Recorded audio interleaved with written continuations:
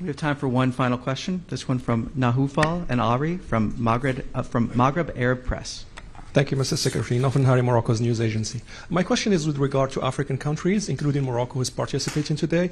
How do you envision their role in this ministerial and in the forum going forward?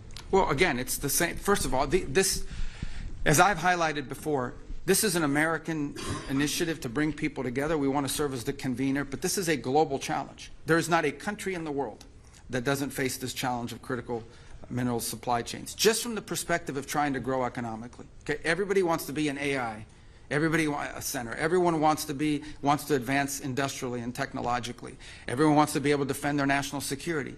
All of these things, whether it's a cell phone, a computer, a semiconductor facility, or the weapons that protect your country, all of these things have to be built with components. And these components invariably involve critical minerals that don't just have to be mined, they have to be processed. So every country has that interest, to have a global supply of critical minerals, not just the raw material, but the processed material that is usable for an industrial capacity.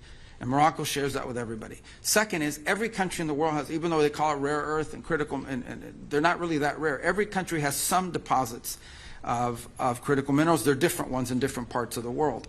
And so I think Morocco, like any country in the world, would want to be able to use those natural resources in an environmentally responsible way to develop its own economy. And not just the mining, but potentially moving to the processing as well.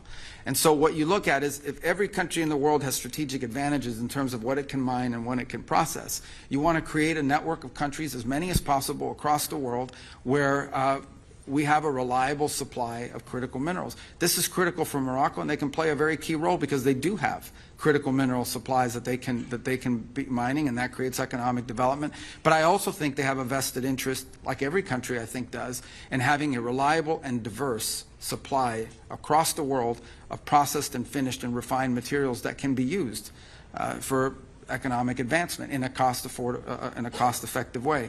So I think Morocco plays a key role because of the deposits that it has, but also because of its willingness to invest in processing and its cooperation and being willing to be a part of this global initiative, which it will have to be a global initiative. No country in the world has every critical mineral that's valuable, and so it will rely on international cooperation. That right now you have 90-something% of some of these elements controlled by one nation in one place. And that's just not healthy for the global economy, and it's certainly not healthy for security and stability.